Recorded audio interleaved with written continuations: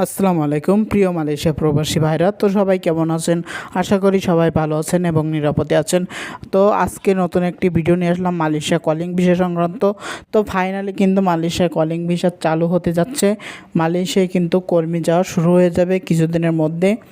তাই আজকে ভিডিওটি খুবই গুরুত্বপূর্ণ হতে যাচ্ছে, তাই ভিডিওটি স্কিপ না করে সম্পূর্ণ দেখার চেষ্টা করবেন। সো ফাইনালি কিন্তু মালয়েশিয়া কলিং ভিসা চালু হতে যাচ্ছে। মালয়েশিয়া কলিং ভিসা নিয়ে অনেকের মধ্যে অনেক রকম কৌতূহল সৃষ্টি হয়েছে যে মালয়েশিয়া ভিসা কবে নাগাদ চালু হবে।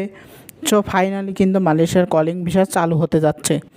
তো যে সকল প্রবাসী ভাইরা অধীর আগ্রহে বসেছিলেন যে মালয়েশিয়া যাবেন, তাদের কিন্তু দুশ্চিন্তার অবসান করতে যাচ্ছে, কারণ ফাইনালি কিন্তু মালয়েশিয়ার কলিং ভিসা চালু করতে যাচ্ছে মালয়েশিয়ার গভর্নমেন্ট।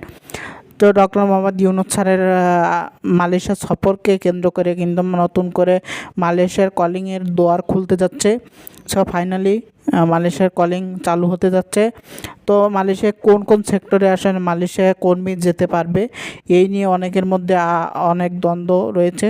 তো ফাইনালি মালয়েশিয়ার কলিং বিষয় যে সকল সেক্টরে মালয়েশিয়ায় কর্মী যেতে পারবে সেগুলো হলো মালয়েশিয়া কনস্ট্রাকশন এবং ফ্যাক্টরি, এছাড়া মালয়েশিয়ার পাম অয়েল বাগান, এছাড়াও মালয়েশিয়ার নতুন আরেকটি সেক্টর কিন্তু যুক্ত হয়েছে, যে সেক্টরটি কিন্তু বর্তমানে মালয়েশিয়ায় বাংলাদেশিদের জন্য ছিল না, সেটা কিন্তু নতুন করে আরেকটি সেক্টর যুক্ত হয়েছে।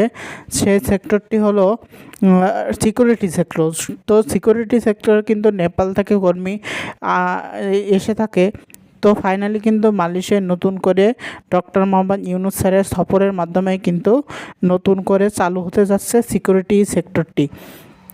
তো যে সকল ভাইরা অধীর আগ্রহে বসেছিলেন যে মালয়েশিয়া যাবেন, তাদের কিন্তু অনেক বড় সুখবর এটি যে আপনাদের জন্য কিন্তু মালয়েশিয়ার কলিং ভিসা চালু হতে যাচ্ছে। তো মালয়েশিয়ায় আপনারা যেতে হলে কিন্তু আপনাদের যে সকল প্রয়োজনীয় কাগজপাতি প্রয়োজন, তার মধ্যে আপনাদের ভ্যালিড পাসপোর্ট লাগবে, যে পাসপোর্টের কিন্তু 2 বছর মেয়াদ থাকা লাগবে। আপনাদের মালয়েশিয়ায় যেতে হলে অবশ্যই আপনাদের একটি ভ্যালিড পাসপোর্ট লাগবে, যে পাসপোর্টের মেয়াদ অন্তত 2 বছর হতে হবে। তো 2 বছর যদি আপনার পাসপোর্টের মেয়াদ হয়ে থাকে, তাহলে কিন্তু আপনি মালয়েশিয়াতে যেতে পারবেন আপনার পাসপোর্টটি দিয়ে। সো ফাইনালি মালয়েশিয়ার কলিং ভিসা চালু হতে যাচ্ছে নভেম্বর এবং অক্টোবর মাসে। হয়তো মালয়েশিয়ায় সকল প্রক্রিয়া সম্পাদন হয়ে যাবে।